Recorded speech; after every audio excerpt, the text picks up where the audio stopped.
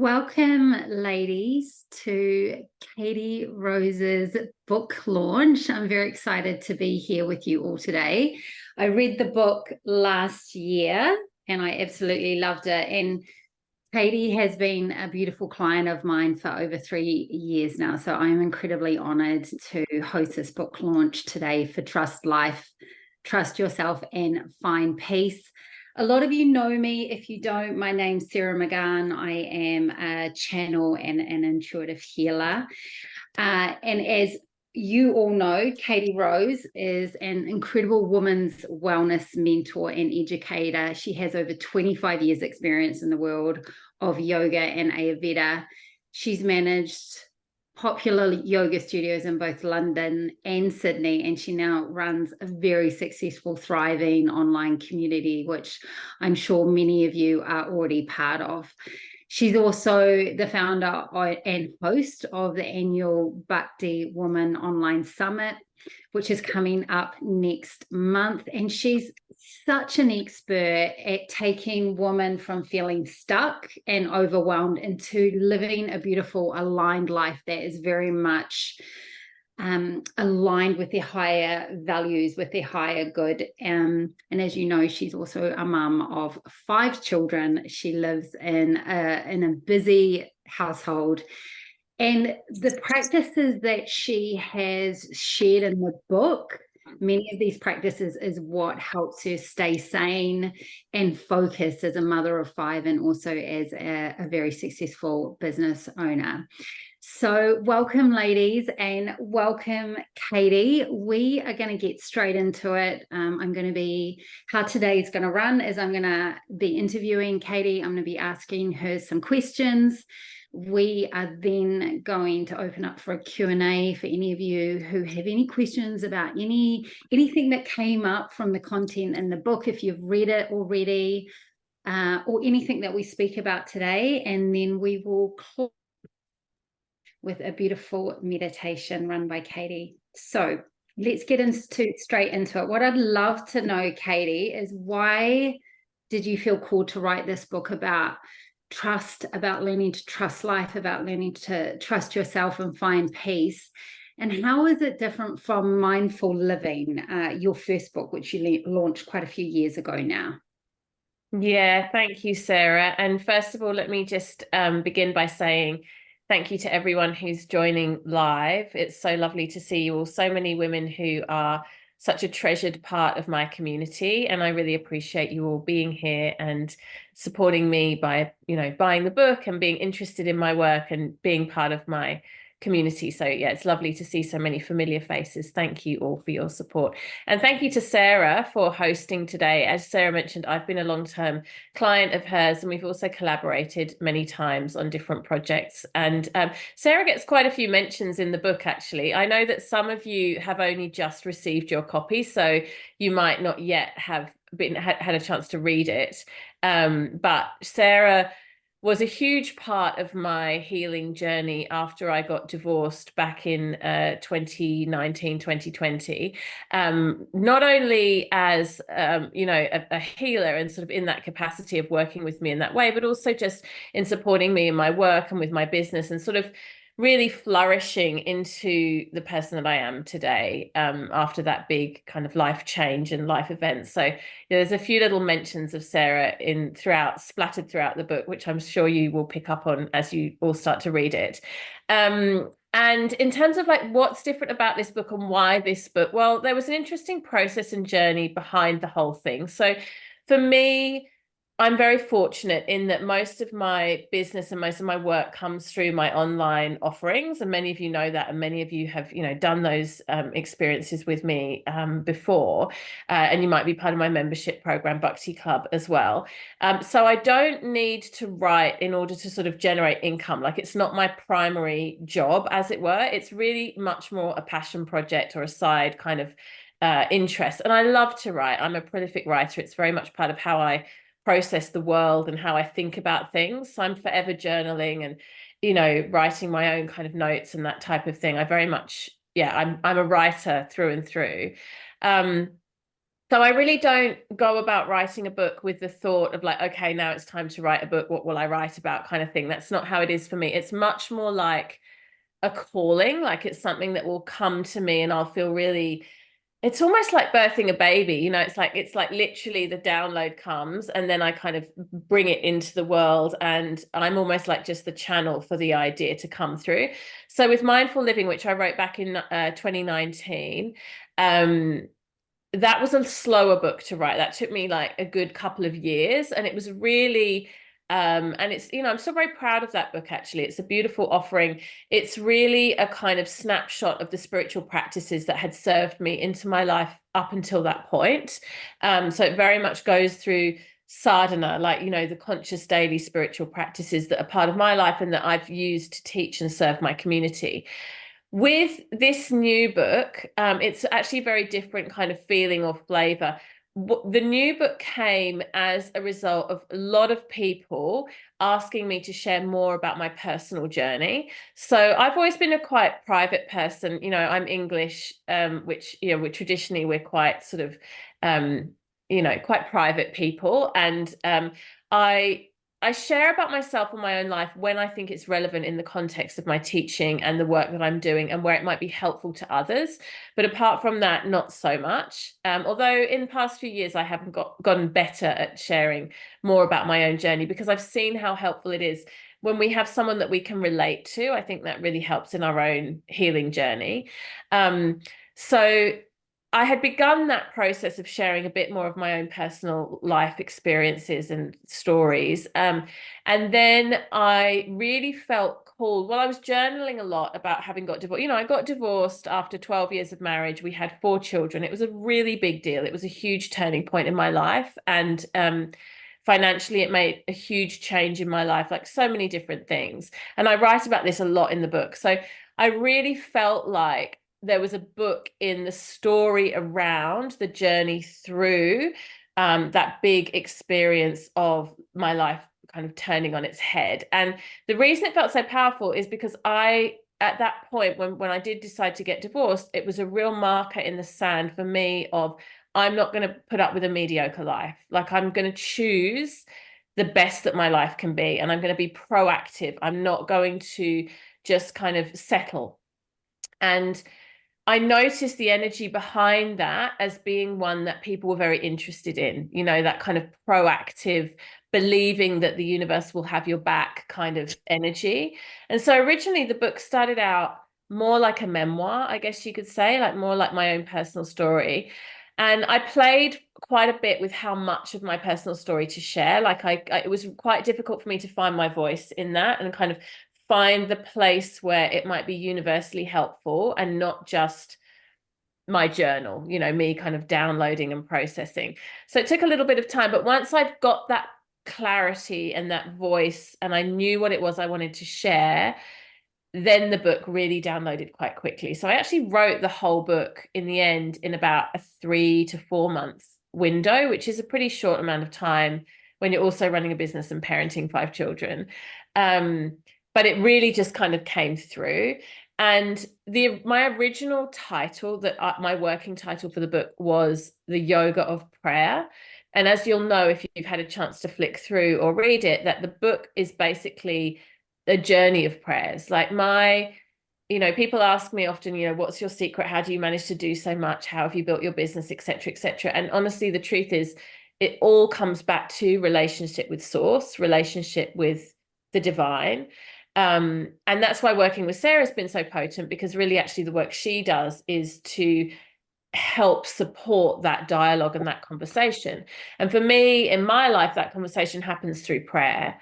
And so I talk a lot in the book about what prayer is, how to pray. I give lots of little short and sweet prayerful practices. And then I share my own story and many other stories and universal stories through that kind of platform or that modality of thinking about it in the context of a conversation with spirit, God, the divine, whatever you want to call it. And so, as these things do, the title changed a little bit and the context changed a little bit, but essentially it's a book about prayer. It's a book about yoga philosophy. It's a book about saying yes to life and to the best possible experiences that you can choose for yourself. And then ultimately, of course, this beautiful word, trust. Trusting in yourself, trusting in God, trusting in the divine plan, trusting in the universe. Yeah, trusting in each other, trusting in other humans, that whole journey. And when we drop into that place of trust, we find inner peace. We find that sense of being able to flourish and enjoy our lives. That was definitely one of my favorite things about the book was all the prayers, which I have shared with you, Katie. I was like, oh my gosh, did she write all these prayers? Like, they're so beautiful. Absolutely one of my favorite parts of the book. And one thing that I've really thought about is it would be just so powerful to flick through the book every day and to read one of the prayers, just to really anchor and ground yourself and to set yourself up in a really beautiful way for the day. So let's talk about these prayers for a moment.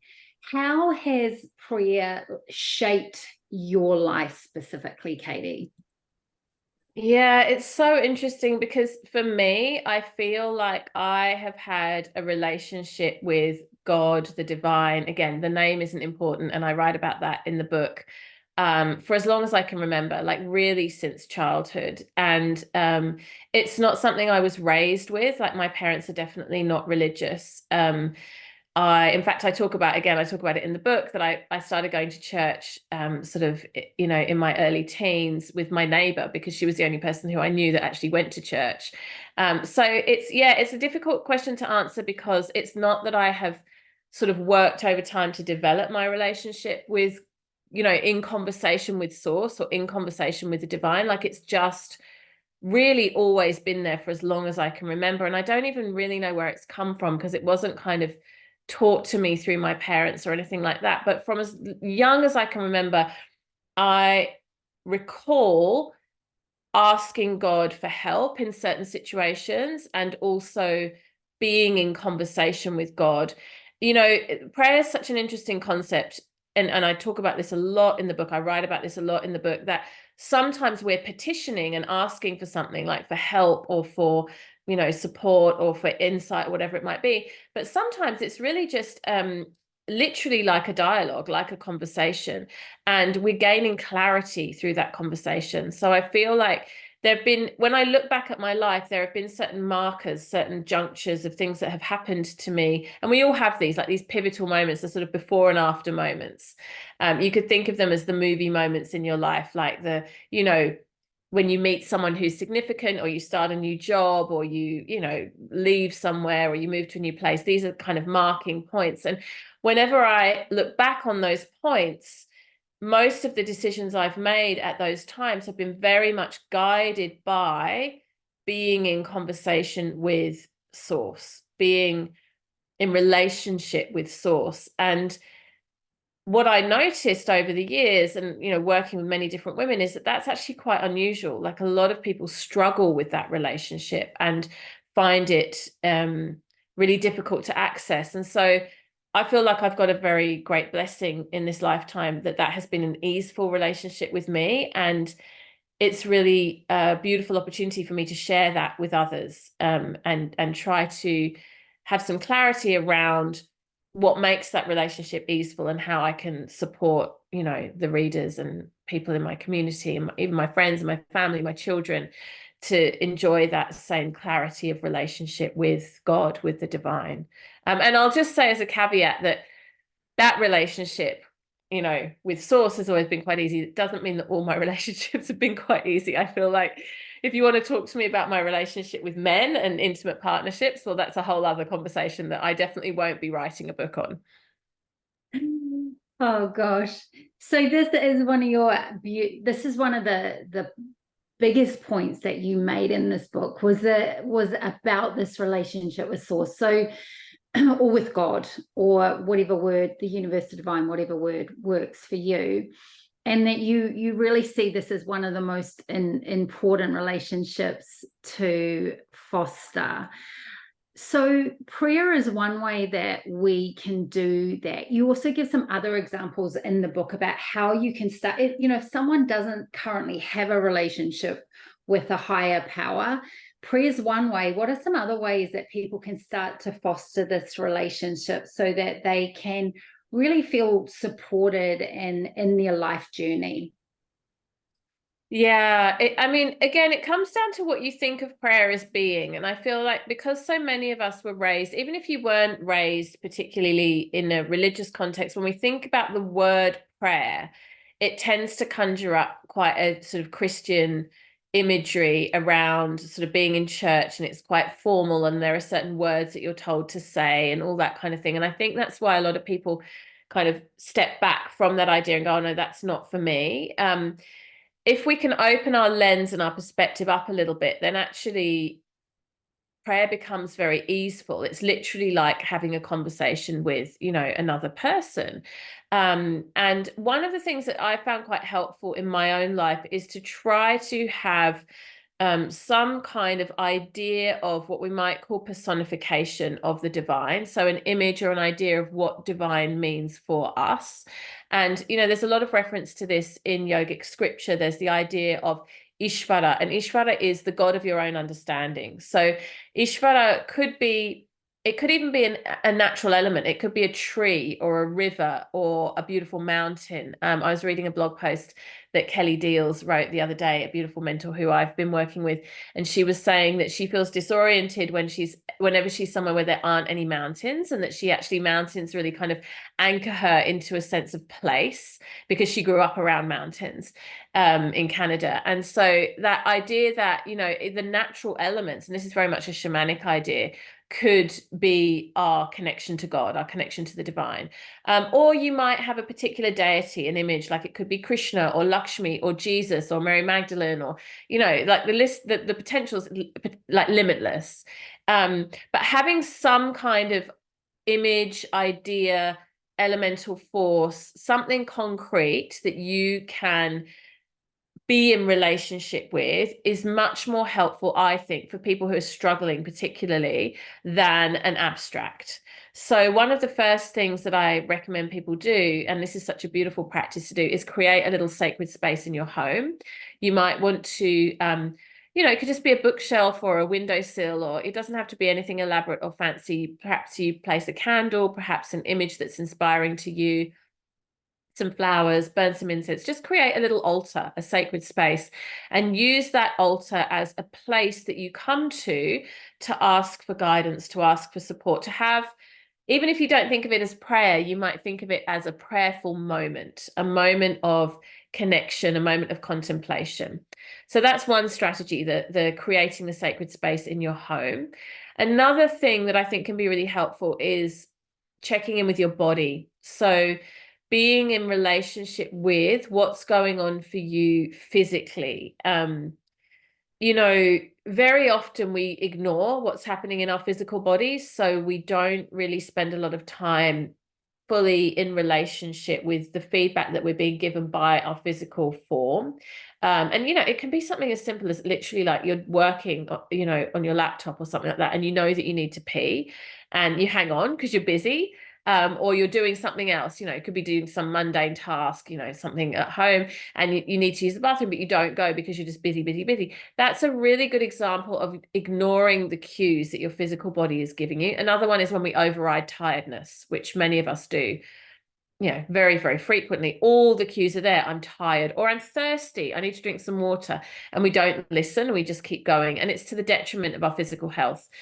We have the same cues in our bodies on a more energetic level. And this is something Sarah is very much an expert in, that really give us feedback around how we are doing and what's going on, and it could be something as simple as, like, for example, I went to a party on New Year's Eve this year, few days ago, and I was due to go to the party with my family and with another family who we know really well and spend a lot of time with, and then not very many other people that I know. And at the last minute, just before we were about to, like the day before we were going to go, the other family that were coming with us got sick. They all got COVID, and so they couldn't come. And so we ended up going to this New Year's Eve party, not really knowing anyone, right? And so you have that feeling, it's always a little bit awkward when you go to a party or a social function. You don't really know that many people, and you feel like, oh, is everyone going to know everyone? And it's a bit awkward, and that sort of feeling of just feeling a bit shy.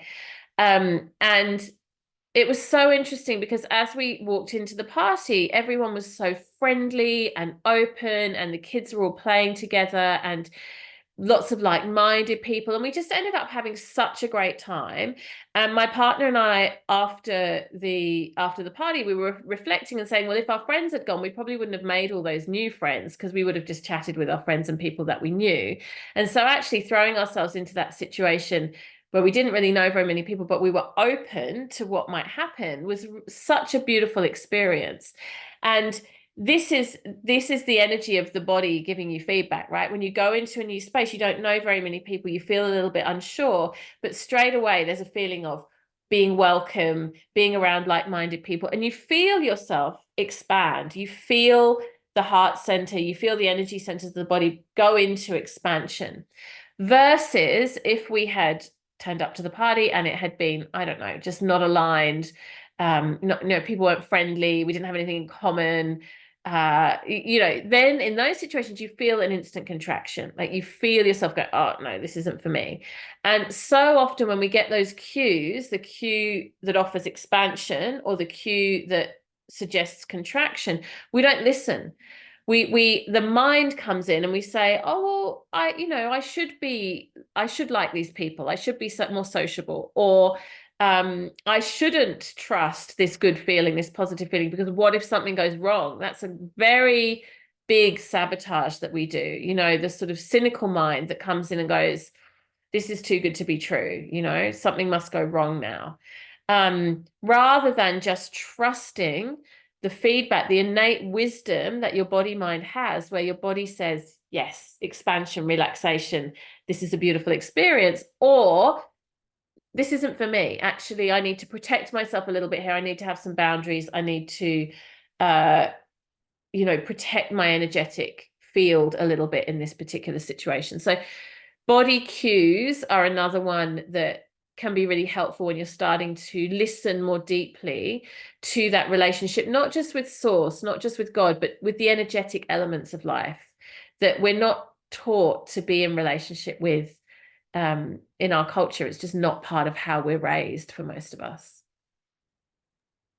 One of the things that I love most about your work, Katie, is that you're able to take these beautiful spiritual concepts and make them really practical so that we can actually put them into our daily life. So it's like, am I expanded or am I contracted?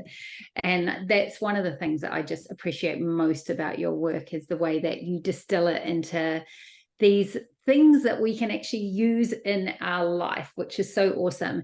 And one of the things that you provided in the book was a framework. So you provided a framework for building trust.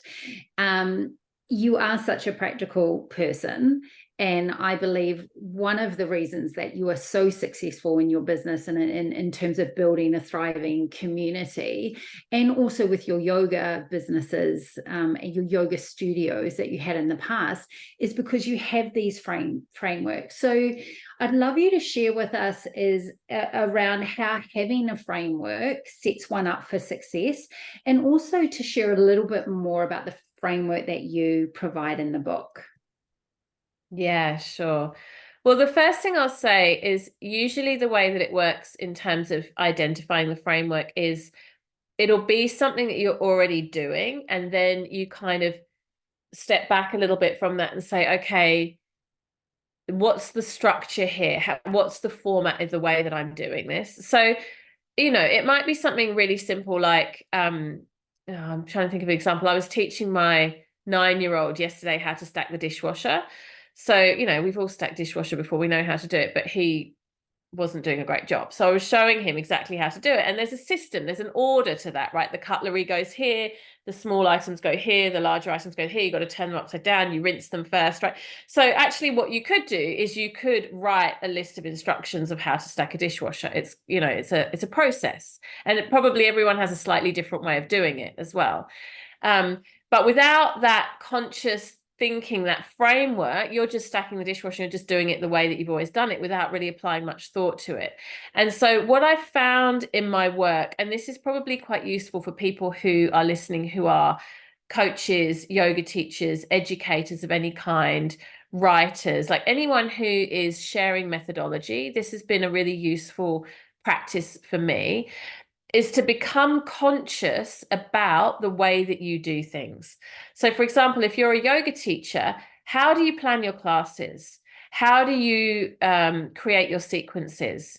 How do you organize your thinking around the spiritual teachings that you want to share? And I can guarantee you there'll be a methodology, there'll be a framework there. It just might not be conscious to you. And it might be so unconscious that you think, well, isn't this just the way everyone does it? Like, isn't this just how you do planning a class or how you do stacking a dishwasher? But the truth is, no, we all have our own way. And so when I started to get really curious about this question of really what the question is what is it that makes me brave? What is it that gives me courage? Because it's not that I don't feel a lot of fear. Like when I got divorced, I felt a huge amount of fear about leaving a toxic relationship and setting off into, you know, the world with my 4 children kind of on my own, especially given that I live in Australia and all of my family are in the UK. So it was a big, bold move and it took a lot of courage. And so I got really curious about, well, what is the framework? What is the process that has me be quite courageous and be quite brave? And some of it is just my natural personality type. Like I do believe some of it's karmic and some of it is some of us will be more bold and some of us will be more hesitant. And there's also a really fine line because you can be too risky, you know. So people that, for example, people that have a tendency towards being very courageous or bold can sometimes end up in trouble with things like gambling, because there can be this feeling of like, oh, I'm going to get lucky, it's going to be, you know, I'm going to win, and that can become quite an addictive feeling. And things like gambling addiction, actually that's like an extension of that feeling. So it's not that we always want to be like amplifying ourselves. That's definitely not it. There's a sweet spot between trusting ourselves, having courage, being bold, but also being sensible and rational and logical. And we need to kind of find the spot in between. So as I was getting more and more curious about this question around being bold, around having courage, around trust, I started to see that in my life, there has often been a pathway or a framework that I've followed, not consciously at all, that I was able to kind of put into a more conscious or clear roadmap, I guess you could say. And there are a few key components in that. And obviously, you know, if you've got the book, if you've read the book, when you read the book, you'll see that I outline it at the beginning of the book quite clearly. But there are 2 elements that I'll mention sort of in more detail in this moment. One of those, again, is the body check-in. So it's like, how does this feel in my body? And this is where we get into a little bit of nuance and it gets quite subtle, and doing a little bit of energetic healing work can be so helpful here, because fear in and of itself is not necessarily a red flag to not move ahead. Like sometimes when we step into the next iteration of what it is that we're meant to be doing in the world, the work that we're meant to be doing, fear is actually, you know, it's an important and helpful part of that. That's that famous book, Feel the Fear and Do It Anyway.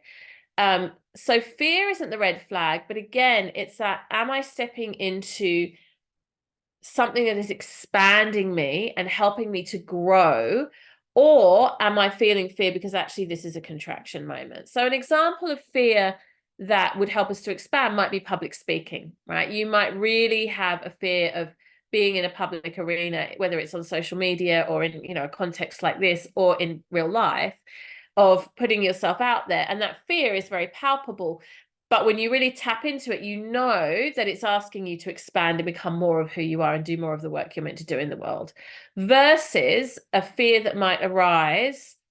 For example, if you know that you're telling a lie, like we've all told lies in our life, right? And if you tell a lie, like a white lie, you have this moment of like, oh, that's like a contraction moment in your system where you're like, shit, I know I'm lying right now. And that fear or that negative feeling creates constriction. So that's a messenger that we actually are on the wrong path. So when we get a little bit more practice, and it literally is practice, it's like any, you know, it's like a physical yoga practice, an exercise regime, a change of your diet, anything that you want to do to kind of it self-improve. It just takes time and repetition. There's a lot of magic in repetition. So the more we check in this way, the better we'll get at it and the quicker and easier it will become. But when we feel that fear, again, it's that question of, is this an expanding fear or is this a contracting fear? And sometimes it can be a little bit tricky to tell the difference, and it might take a little bit of reflection. I know Sarah's often given me the advice, and I know she does this herself as a practice, of sleeping on something before you make a decision. So if you're a little bit like unsure, or there's that kind of like, I'm not really getting a clear download on this, have a good night's sleep, wake up in the morning and check in again. And that's often going to give you a bit more clarity. So that's the body check-in part. The other thing I love to do, and I've done this for a very long time, and again, it was one of those things I didn't really realize was anything special until I started to think about my own methodology around trust and connection to God, is to do a kind of practice run around things. So because I'm a writer, often for me, that will mean writing. And for others, it might look something like a conversation, or it might look like taking action. But we do it in a way that like practices before we actually do it publicly. So, you know, a good example might be you're in a relationship and you're thinking about breaking up with that person for whatever reasons, right? So you might write that person a letter or an email that you have no intention of sending. You're not going to send it, but it's really just to give yourself the opportunity to energetically try on what it would feel like to be in the process of breakup. And you'll get so much feedback from that. Like you will, as you go through the process of writing that letter or writing that email, it's sort of like a journaling process. You'll start to really feel on a cellular level, okay, what would it be like to embody this relationship ending versus what would it be like to continue this relationship and not end it? And it really helps us to get clarity. So whenever you have a decision to make, whether it's around career, family, friendships, intimate relationships, whatever it might be, journaling out and almost doing like a practice run of imagining what that outcome might look like without sending the letter, without sending the email, without taking any action. For me, I found that a really helpful tool in my life. Another variation on that, which is a beautiful one, is to write a letter to your future self. So you imagine yourself in a year or in 5 years having accomplished a particular goal that you're working towards, and then you write yourself a letter retrospectively of what it feels like to have reached that goal. I'll give you an example from my own life, it's always useful to get practical examples. For the longest time, I thought that I had a goal of wanting to buy a holiday home or like a piece of land on the coast. Like we live in Sydney, in Marrickville, very urban, and I love the beach and I love nature, and I'm always longing to spend less time in the city. And so I had this 5-year, 10-year plan that I'd love to be able to buy like a little, you know, beach plot or holiday escape. And I held that in my heart and mind for quite a long time, until it started to become more of a potential goal. When I met my partner and we, you know, my now partner, and we amalgamated our finances, it was like more of a possibility and less of a fantasy. And actually, the more I started to feel into that, and I realize this is an extremely privileged example, so please don't misunderstand that I'm thinking that, you know, I understand the privilege in this. I actually started to feel like a burden. I was like, oh gosh, there'll be rates and there'll be bills. And what if we don't get to go there for a long period of time and it gets all dusty and dirty? And I realized actually I'd much, much rather just rent somewhere on Airbnb and go for the weekend, and it's not my problem afterwards, and I don't have to maintain it and think about it.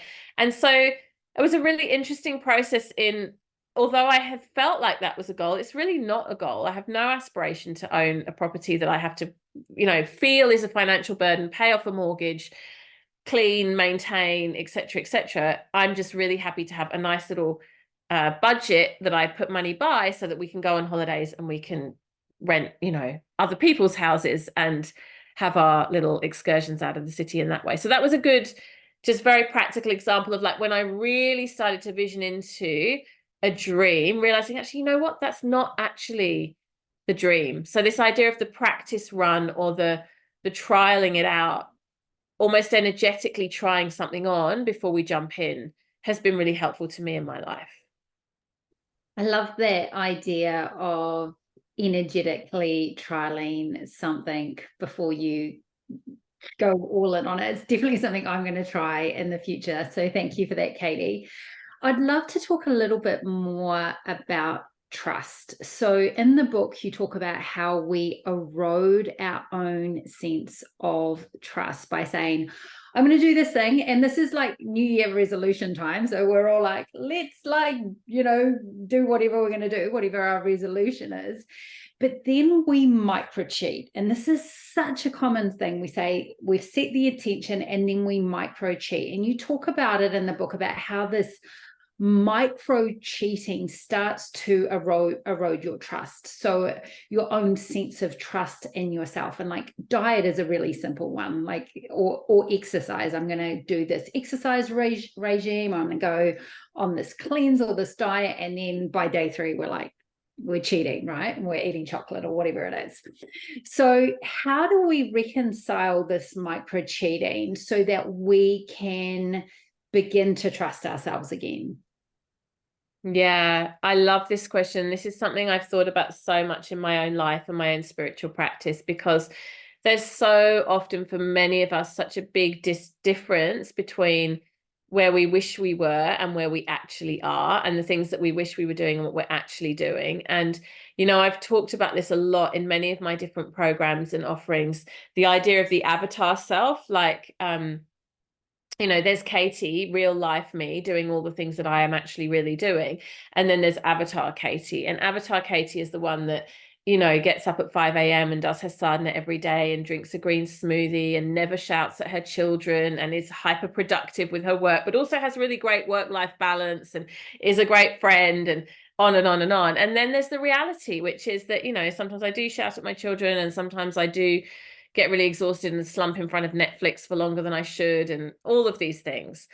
And so where I've come to with that is that what we really want to avoid is the yo-yo. We really want to avoid that sort of yo-yo or pendulum of like being really good for a while and then falling off the wagon. Like that's the worst case scenario.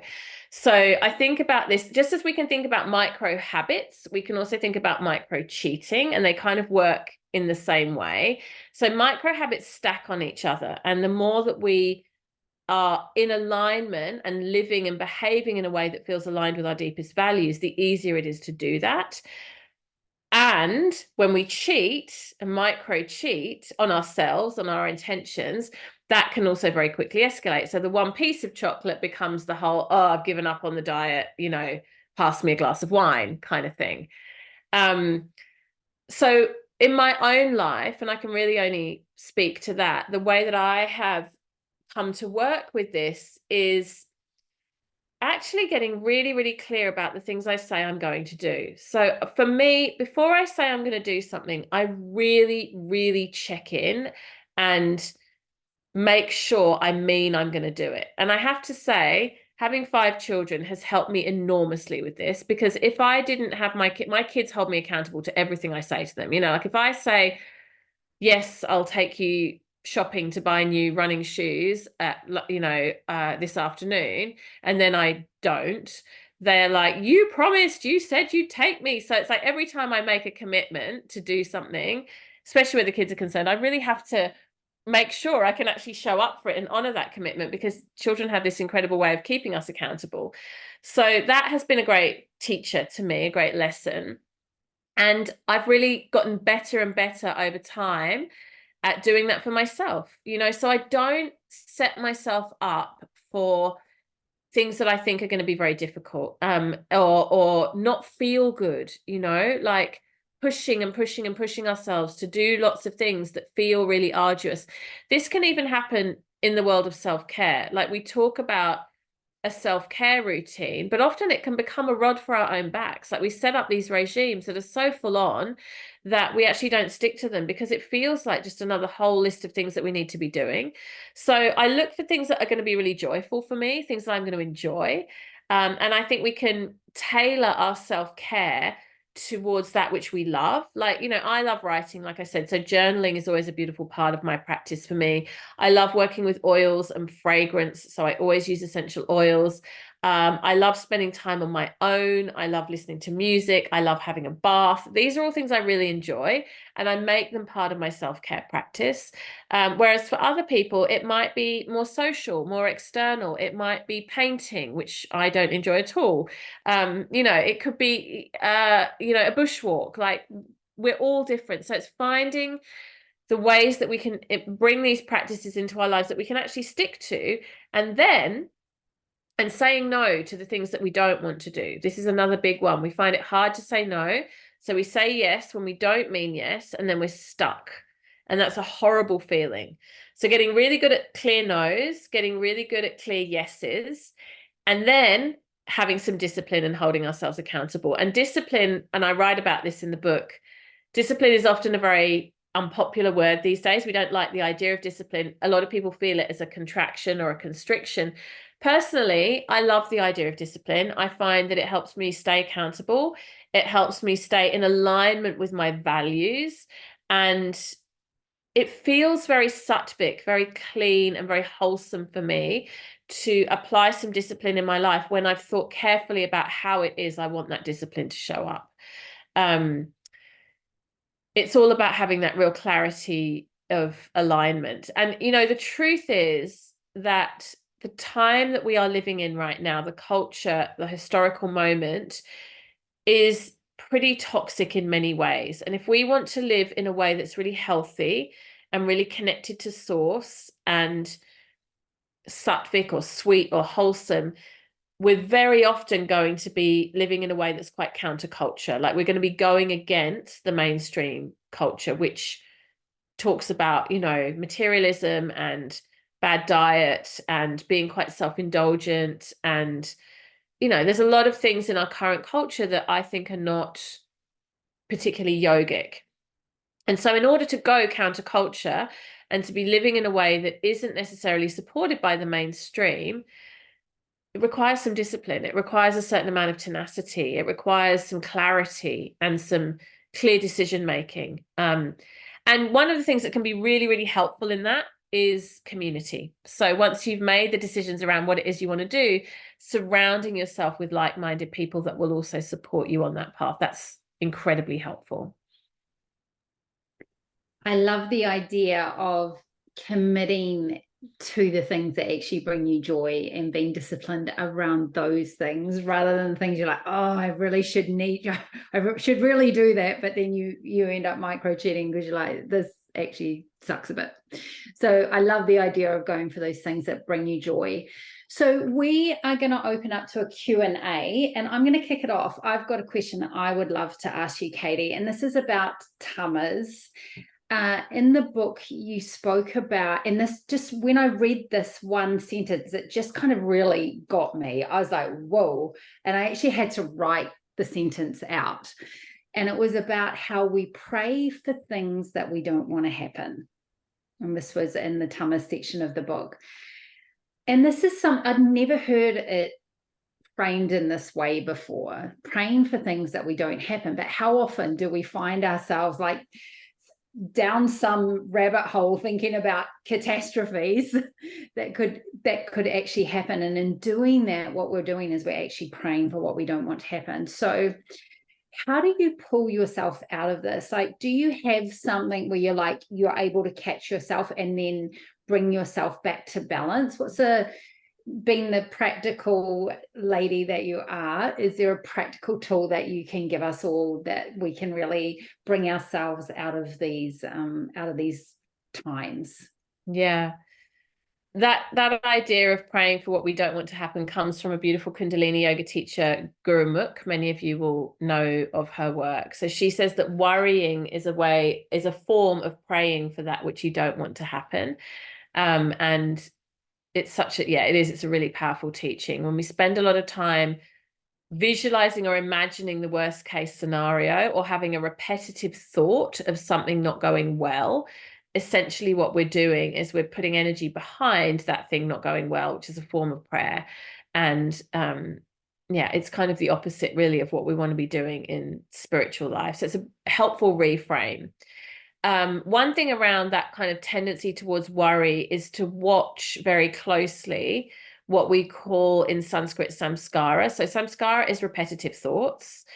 It has a broader context than that, but for now we'll call it repetitive thoughts. So when you notice yourself having a thought over and over and over again, I'll give a very good example that for many women is really easy to relate to: some kind of body part that you don't like. So there's very few women that don't have one part of their body that they don't like.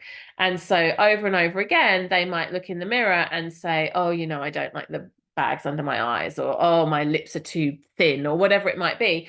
And that thought can happen many more times than you realize. Like when you actually start to, first of all, just notice how often do I have this negative thought, it really can repeat, right? So that's the first one, is to catch that and go, oh, okay, I'm creating a samskara, I'm creating an imprint here, and I'm going to stop it. I'm going to catch it, and I'm going to stop giving it energy.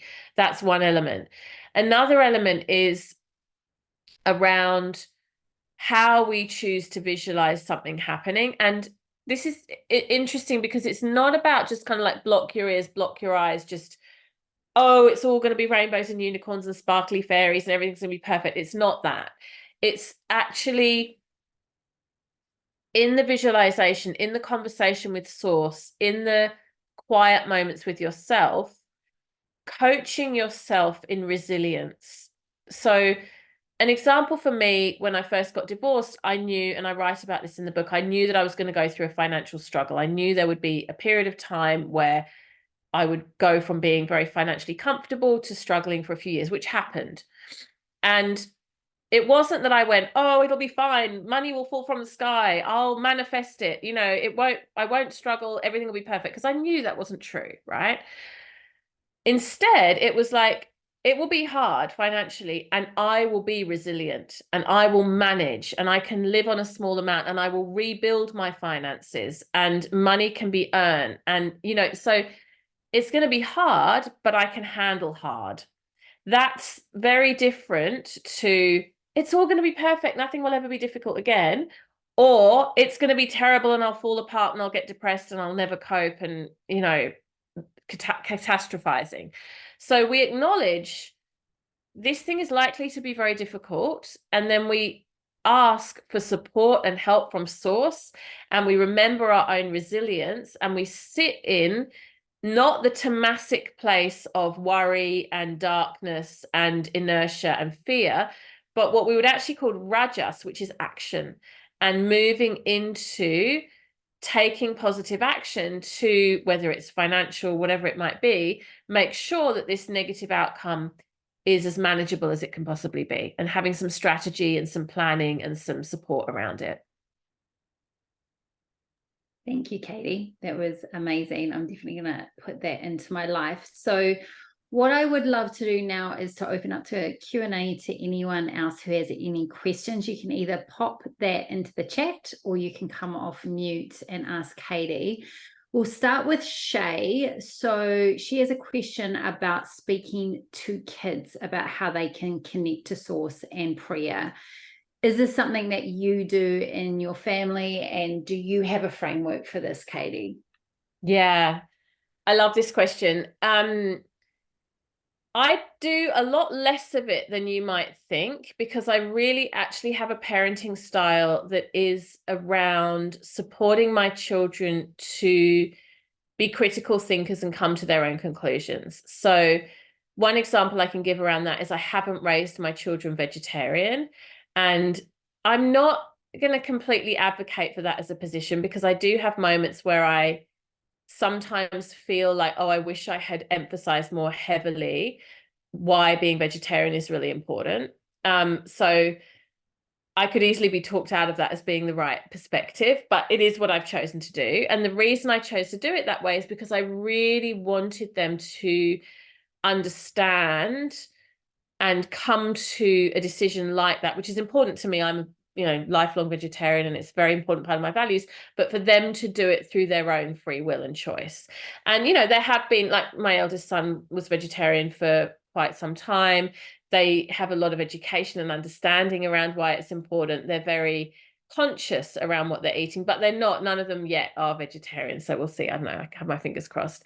But similarly, I don't tell them how to be in relationship with God. It's just not part of how I've raised my children to be.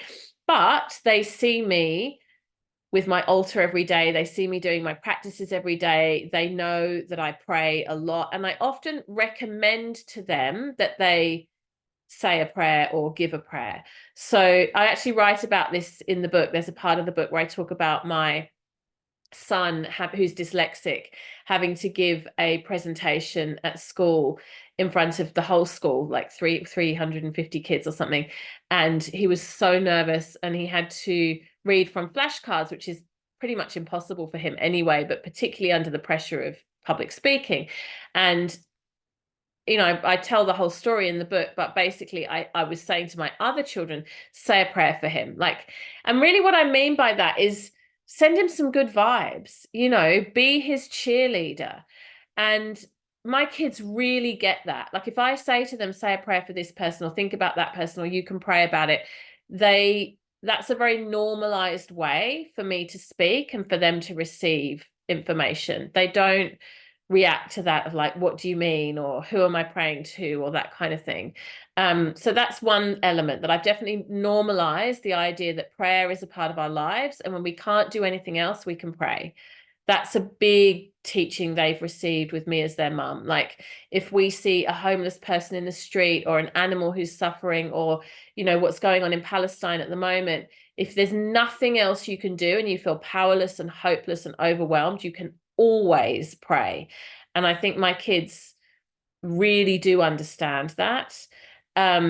I've also taught them very, very clearly, and this is just my own personal sense of ethic, and I do write about this in the book too, that we don't pray for a new Xbox, or a holiday in Hawaii, or like that. Prayer is to be reserved for something that is meaningful and probably not selfish, and not material. So I think for me personally, I have some very clear distinctions around that. I've just written very recently, like it just went live yesterday, a new blog post around manifestation, and talking about the ethics of manifestation, the ethics of privilege. Like I used the example before of a holiday home.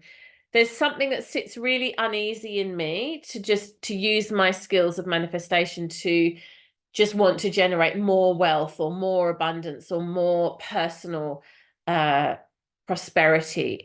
For me personally, it has to be in service. And I think that my children really understand that too. They've definitely had that model to them, and then really see that in their lives.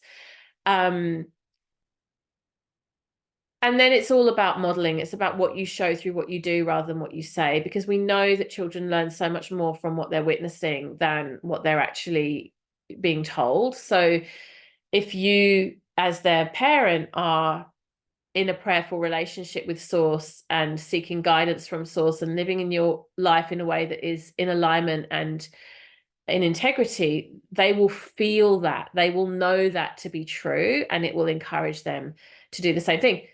Which sometimes means that they will do things that you don't like, because they're actually marching to the beat of their own drum. And that's the disadvantage of raising very independent children. But yeah, you can't have it both ways. That's really about being the example.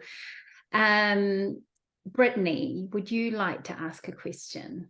You just pop yourself Hi, in. thank you. Yeah, it's kind of along the same lines. I have recently listened to a podcast with Elizabeth Gilbert, and she talks about two-way prayer. And so, yeah, I think I listened to it yesterday. So this is like just hearing the same thing twice is interesting. And I think she uses when she starts her two-way prayer, I think she uses the saying or the question, what would you have me know today?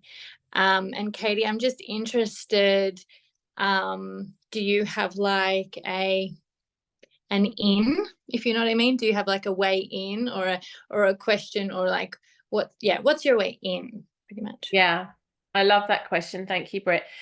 You know, for me, and it's interesting because I'm listening to your question, I'm thinking about how do I do this, because it's not necessarily, it's like one of those processes I haven't thought about before. But in being in prayer, being in relationship or dialogue with source or the divine, it's never scripted for me.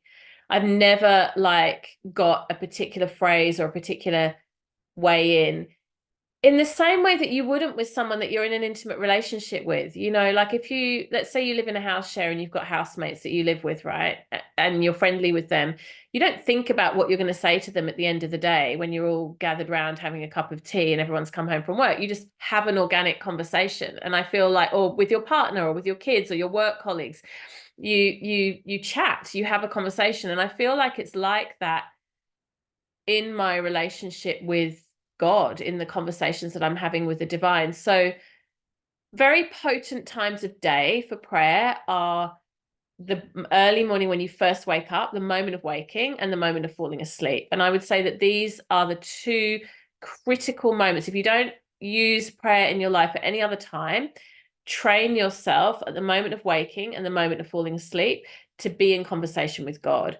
And so for me, when I first wake up, what I'll notice is, and you'll be interested in this, Britt, because you very much work in the realm of women's hormones and health, is that as a woman, and I don't know, I'm sure men have the same experience, but I particularly notice this as a woman, my mood and my emotional state can be very variable, right? We're cyclical beings. We're not homogenous. So some days I wake up the moment of waking and I feel delight and joy and lightness and excitement. And other days I feel heaviness and tiredness and overwhelm and confusion, right? And that can all be happening within a week and regardless of what's happening externally, right? And so in those moments of waking, when we're starting to register the feeling tone of just being alive and in a human body again for another day, it's like reaching out to source and asking, may I be of service today? May I be able to calibrate whatever it is I'm feeling today? May I stay steady? May I stay in connection with you? Like that kind of feeling of opening up the relationship. Just as, you know, if you're in partnership, you might wake up in the morning and kind of like say good morning to your beloved beside you. It's the same. So the script or the opening kind of journaling prompt type approach might be quite helpful at some moments, but actually what I would really encourage, and this is where the trust part comes in, is just be in dialogue, be in conversation. It's funny when Sarah was saying earlier, you know, she was reading some of the prayers and she was like, oh, wow, you know, she wrote these are really amazing. The prayers were the easiest part to write, like by far in the book. The commentaries and the stories were sometimes a lot harder because I was like, should I share this? Should I not share this? Is this self-indulgent? Is this overshare? You know, I was like kind of self-editing. But the prayers are just pure, like they just like so easy and so clear because I've been doing it for so long and they're not scripted. They don't require a script. And the other thing as well is it's that practice, isn't it, with source, like practicing nurturing that relationship. Like with any relationship, it's like putting in the time, putting in the energy. And the more that you do that, the stronger the relationship gets. Do you want to talk into that at all, Katie? Yeah, I mean, yeah, it's exactly what you just said. It's exactly what you just said. And it becomes more easeful. I think in the beginning, if you've never been in conversation with God, if you've never opened yourself to the idea of prayer, it could feel quite awkward and clunky. You know, it's sort of the first time you're stepping into a new type of intimate relationship in your life. But through time and practice, I'm not even sure I'd use the word practice because that sort of implies that it's effortful. It's more just like getting comfortable, getting to know something, becoming familiar with, trusting in it. And one thing I can promise you, like I can promise you with full conviction, when you begin this conversation, this dialogue, this interaction with source, it will be reciprocated. And very, very, very quickly, you will start to receive clues and messages and downloads and signs and synchronicities that will have you feel very confident that you are on the right track. There's a beautiful, beautiful sloka in the Bhagavad Gita that says, Krishna says to Arjuna, so God says to humankind, if you take one step towards me, I will take 10 steps towards you. So for every one step we take to God, every word, every reaching out, every intention, source, the divine Krishna God, is like ready to just rain down on us 10 times more powerfully, just waiting for us to open that portal. So any small beginning, any small effort, even just an intention, even if you don't even start thinking about praying yet, but you just have this thought of like, it would be nice to pray, it would be nice to be in connection, even that is enough to sow the seed of that floodgate opening up and those synchronicities and those signs becoming, you'll start to see them. Yeah, one thing I constantly repeat to my clients is I go first and source follows. I go first. And even if you think about that in a relationship, you know, say you're getting your hair cut or something and you don't really know this person and the conversation's stilted, I go first. I open up the conversation first and then they follow. So, yeah, and we all know what it's like to have an awkward conversation, right? And sort of like where you're trying really hard and the other person's not receptive, and it's like getting blood from a stone and you just think, oh God, this is painful. I mean, we've all had conversations like that. I can promise you your relationship with God will never be like that. Like that's one thing that I can feel very, very confident in saying. You're not going to have a stilted, awkward, nothing's coming back conversation. You just need to start. I love that. You just need to start. So before we go into a meditation, Katie's going to run us through her beautiful spirit soul meditation, which she speaks a lot about in her book. Does anyone have any other questions? Was that you, Erica, putting your hand up? No. Okay. Oh, baby. Amazing. All right. Well, if no one has any other questions, then is there anything else you'd like to add, Katie, before we go into the meditation? No, I just want to thank everyone again for being here. And I want to thank you, Sarah, for being such a beautiful and gracious host. Thank you. And we'll go into a meditation to remind ourselves of the truth of who we really are, which is a spirit or a soul here to do the work of the divine, here to be of service, here to be our most luminous selves. And it's super simple. And my invitation around this meditation is that you don't overthink it intellectually. This is really an opportunity to open up into an energetic portal rather than a thinking, intellectualizing portal. So I want to invite you to gently close your eyes down and place one hand over your heart space. And gently, you might want to gently close down your eyes. We're going to utilize the breath as a tool. So take a few moments to come into connection with your breath. We'll only be meditating for about 5 minutes, but you might want to just adjust your seat now, or if you've found that you're uncomfortable, there's something that needs adjusting, do that now, so that for the next 5 minutes you can be relaxed and physically comfortable and able to be focused. And gently close down your eyes. Awareness to breath. And to begin with, not doing anything to particularly change the breath or to make any adjustment. Just notice how your breath feels as it enters and leaves your body.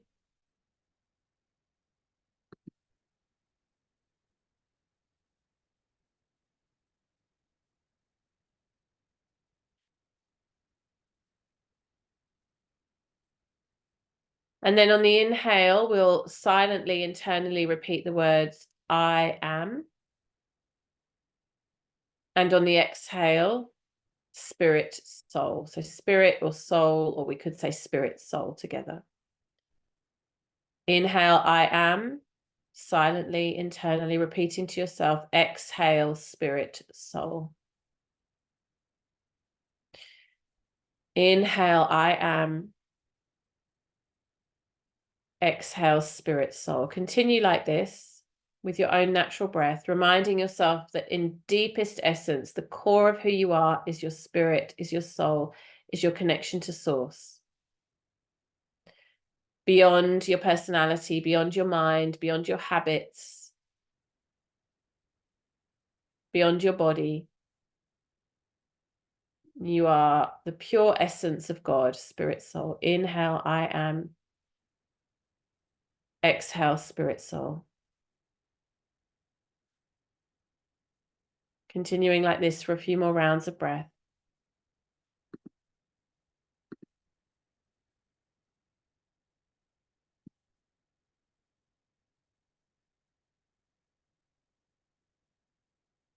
And if the mind starts to creep in with ideas and thoughts, just let them pass through. I am spirit, soul.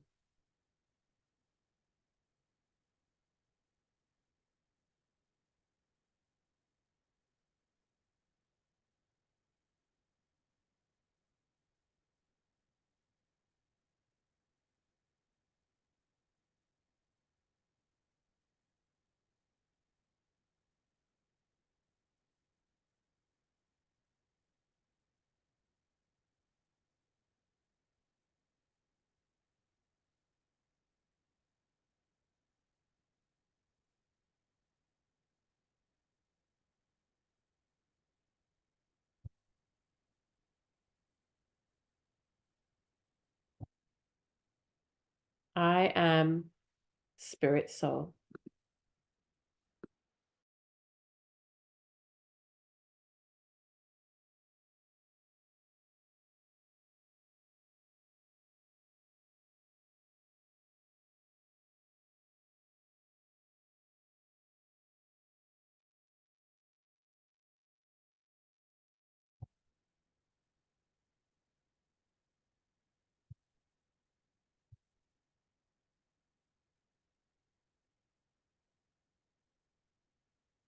And now let those words float away and just sit for a few moments with the long, deep, slow breath. A moment of stillness in the middle of your busy day. There's nothing to do. There's nowhere to be. Just full presence and stillness.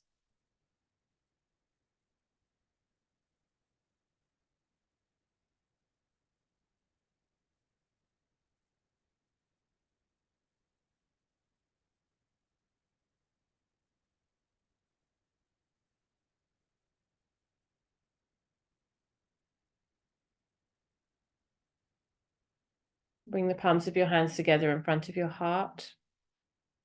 Loka samasta sukhino bhavantu. May all beings everywhere be happy and free. May the thoughts, the words, and the actions of my own life contribute in some way to that happiness and to that freedom for all.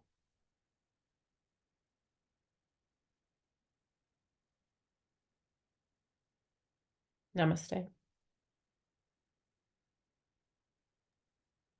Namaste. Thank you, Katie, for writing such a beautiful handbook for us all, a beautiful guide book for us all. Thank you, ladies, for all being here today. Just before we complete, Katie, if anyone would like to leave a testimonial or a review of the book, where could we do that? I would so love it if you do that. And the place to go is amazon.com.au. So if you go to Amazon, even if you purchase the book directly through me, you can still leave a review at Amazon. And it does make a huge, huge difference to me. Amazon gives all their kind of rankings and promotions and algorithm love to people who have lots of reviews. So yeah, if you can write me a review, that would be such a beautiful service to my work. I'd be so grateful. So just go to amazon.com.au, search for my name and the book title, and there's a bit there where you can leave a review. Amazing. I will definitely be doing that today.